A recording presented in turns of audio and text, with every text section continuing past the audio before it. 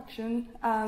My name is Chiara Ronchini, and I'm the project manager for Scotland's Urban Past, which is a community engagement program led by Historic Environment Scotland and funded by the Heritage Lottery Fund. And today I'm going to talk to you about Rurbanities. Now, here, how many people have heard of the word urbanity before? Please raise your hand. Okay, apart from Alex Hill, who heard it from me, because actually the word urbanity, I kind of made it up. There is the word urban, I found it exists, it's in Wiktionary, and that's the definition. But I needed to find a term that referred to spaces, leftover spaces within the urban fabric of a town or a city, spaces which are unbuilt, left unmanaged, and often left to nature. And the more you distance yourself from the urban core of a town or a city towards the rural, these urbanities become larger, as illustrated in this diagram, which is inspired by famous landscape architect Gilles Clément. And in his manifesto of the third landscape, Gilles Clément talks about urbanities in a way, talks about the third landscape as the mix of leftover spaces left by men to nature alone, to landscape evolution. And for Gilles Clément, these spaces, these leftover spaces, these urbanities, the third landscape is really interesting because of its diversity, because of its unique character, because of their rich history, and above all, because of their life. And community groups within urban areas are starting finding these places really interesting as well, for other reasons, for similar reasons. And they are starting taking ownership of these spaces. With Scotland's Urban Past, we are helping community groups to record and celebrate these urbanities, these leftover spaces, and ultimately helping them taking ownership of them. Urbanities are often referred to as marginal, residual, interstitial. We heard yesterday words like edgelands, which are types of urbanities, or I guess urbanities can be edgelands as well. Forgotten, abandoned, all terms that bear a kind of negative connotation.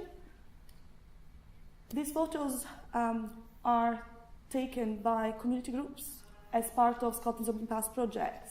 The first one is in Stirling, and this is the site of an old quarry right in the middle of the city, which is an interest for this community group, which is researching stones and old quarries. The second and the third photo were taken by pupils in Paisley, in a urban area just adjacent to their school. The three photographs depict urbanities, and they all depict the focus of some community groups that have been working with Scotland's Urban Past to record and resignify, give a new meaning and values to these places. In his manifesto, Gilles Clément draws an interesting parallel between the third estate and the third landscape. And that's actually where the word third landscape derives from the word third estate. So in this very cryptic statement here, why does he draw such a statement?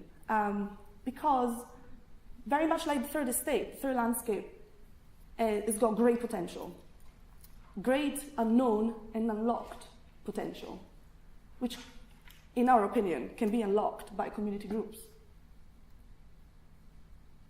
Urbanities are, in fact, not sterile spaces because of their rich history and layering of memories, past, present, and future. They are very fertile ground. These photos were taken by pupils, again, as part in Rosyth, as part of a project looking and celebrating the anniversary of the Garden City there. With Scotland's Urban Past, we are encouraging community groups to record and celebrate these spaces, the places that matter to them, and within urban areas, which for us, we are going by the definition of the Scottish government definition of over 3,000 people. So unfortunately, fortunately, we have to work within this definition of urban spaces. But I like to pair this definition with the UNESCO recommendation of historic urban landscape, which talks about towns and cities as living organisms made of tangible, so the built-up areas, the space in between the buildings, as well as intangible elements, such as people's stories, memories, crafts, traditions, folklore. And all these things make places unique and worth recording. With Scotland's Urban Past, for the first time, we are asking members of the public to contribute their perceptions of heritage, their images, their sketches, their photographs, their stories about historic urban landscapes, about the heritage that matters to them, the places that values to them, the places that are relevant to them, challenging the idea of what heritage actually is and putting people in charge of redefining a definition of heritage. And in the process, we've been recording Rurbanities with community groups. And today I'm going to talk to you about 3 of them. One in Dundee, one in Edinburgh, and one in Livingston. Starting with the Dichty Burn in Dundee. This is a large urbanity, or an edgeland, as we talked about, at the edge of the city. It's clearly defined by the burn itself on one side, and the other boundary is the city. And it's a very interesting former industrial landscape, which has been resignified, reinterpreted by the community group there, the Dichty Connect. Apart from some industrial remnants and traces, most of the industrial premises have actually gone lost and disappeared since the 19th century. And if you look at the map, focusing on the burn itself, you start taking away the built-up areas, the managed spaces such as parks, fields, trees. We talked about woodlands yesterday as well.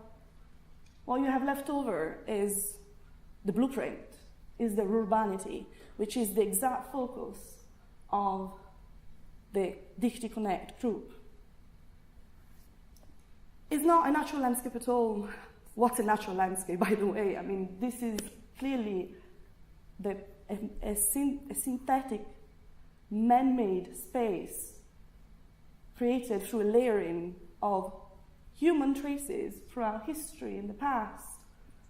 The Dichty Connect group have done really a thorough research already, trying to resignify or interpret this space, and they've just started working with Scotland's Urban Past. So they're just at the very early stages of their project. But what they're going to do is focus on a specific area of the Dichty Burn, because this urbanity is very, very large, and adding new information onto the national record of the historic environment, which is Camborne. Second project is in Edinburgh. It's a hidden walled garden, the Granton Castle walled garden at the north of the city. This is an area of mid-urbanity, which has been brought forward to Scotland's Urban Past by a community group called the Friends of Granton Castle Walled Garden. These are a campaigning group. They want to save the garden from potential redevelopment, and they also want to ultimately take ownership of the garden and reinstate it as a traditional 17th century walled garden. Here are some photos of the project. Again, there's not very much held onto the national record about this garden at all. So ultimately the group would like to produce a full record of the garden and share it in perpetuity with everyone. Looking at the map itself, again, the area is very well defined by the Forth, the North. If you start taking away the residential areas, industrial estates, streets, managed spaces, trees, what you have left over is some really clearly defined urbanities. And let's see if this works. This area here, square here in the center, is the area of Grantham Castle Walled Garden. And you can start seeing why, for the group, it's so important to go back in history and research what the garden used to look like and reinstate original features such as the original layout and the original planting scheme, which you can see here, how it used to look like. Unfortunately, access is not possible at the moment in the garden because it's still in the hands of the developer. So what the group has been working with, Scotland's Urban Pass, is been working in the urban area just adjacent to the garden wall, and they've been recording the wall itself, architectural features, hidden details, and producing measure drawings as well. Ultimately, with the hope they'll be able to access the garden and actually transform it back to productive land. The third and last project, is the Venice Skatepark. This is located in an area of high multiple deprivation in Livingston, in Knightsbridge, and in an area of the new town of Livingston, which is very densely inhabited and therefore with lack of community space. The group here, the communities, have gradually taken ownership of these urban areas and re-signifying them and transforming them into community space. So we now have allotments, we have community buildings, and we have a skate park as well. This project is very important for Scotland's urban past because it really challenges the idea of heritage, and I'm going to tell you why later. Again, looking at the map very quickly, that's where the pin is, where the skate park is located. Taking away all the residential areas, the new town, and the industrial estate, the streets, and the managed areas, woodland as well. What you have left over is some very tiny urbanities here, which, as I said, have been gradually taken ownership of by the local communities.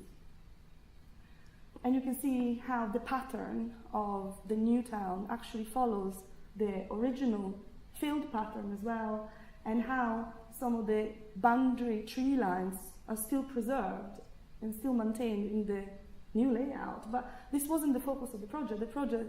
The focus was the actual skate park itself. These young people, these young skaters, 16, 17-year-olds, came to Scotland's Urban Past and because they wanted to record and celebrate their skate park. And I've been asked a few times whether we were supposed to even record it, whether this is heritage. Of course it is. The young skaters have fought and campaigned really hard to get this skate park built.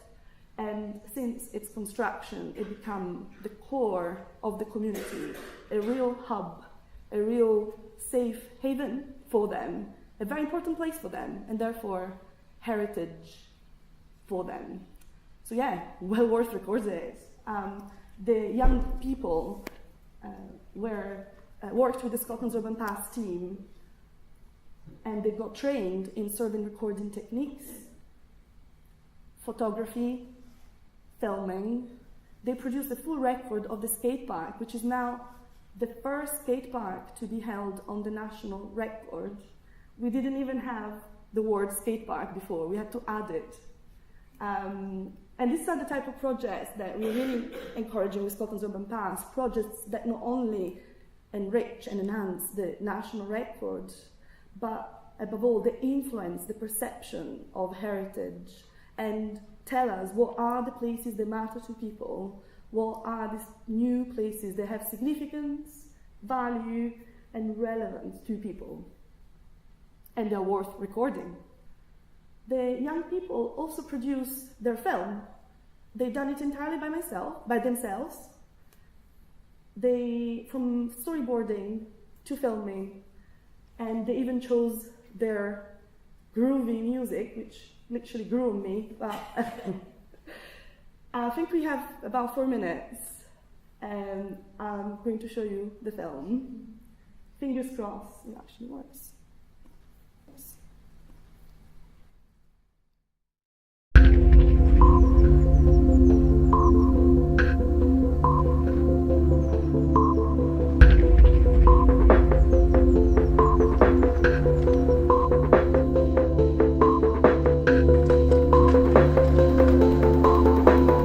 People call it the Very for short. That's short in the adventure park, so let's call it the Very.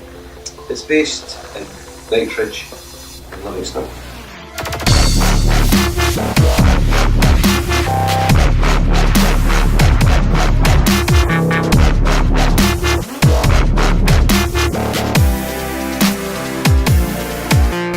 What we try to do at the Very is we provide a service that's driven by the local community, by children and young people, and we listen to their opinions, their ideas, and we form our clubs accordingly. So we have a specific girls club, a specific boys club, we've got a skateboard club, we've got a walking group, we've got a football team. Adrenaline. When you fall, you're like, how is this seriously beating me? How can this small piece of concrete combined with a tiny bit of wood actually beat what I'm trying to do? It makes you want to better yourself for what you're actually doing, and although it makes everyone look at you like you're some kind of waster that can't do anything, you're actually quite a dedicated person. Eventually we just came up here. We started skating the little disabled ramp outside the front door. Tom got really annoyed.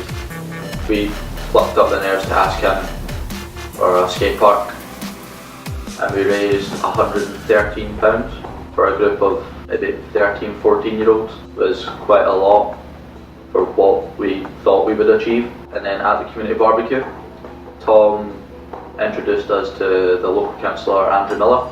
They were hugely pleased and surprised about the young people that they met. £65,000 funding to get a skate park built at the Penny. We were amazed. We were happy that we got all that money. So every single day after school it came round to, as the skate park was being constructed. So they were there for the very start to the absolute complete finish. Skating to me is like a whole new life. Ever since I started skating, it's a way I can actually express myself, and it's just amazing, just being able to learn new stuff. If I wasn't skating, then I'd be out with most people my age doing stuff that I'm not supposed to do, hanging about the streets getting in trouble with the police.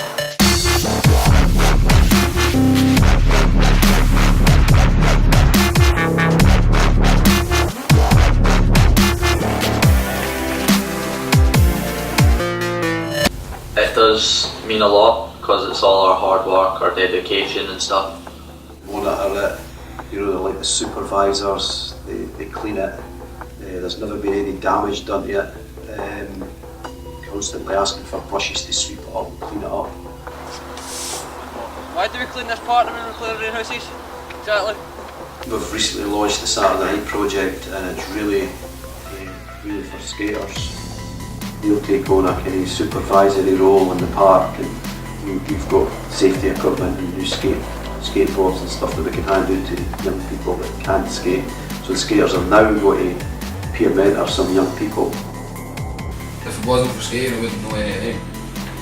All of us can just sit and be who we are at our park. It's given the fact that we were put there in the first place, it kind of feels like home to me. As much as skating's a passion, I think the fact that brings everyone together is just as good as skating itself.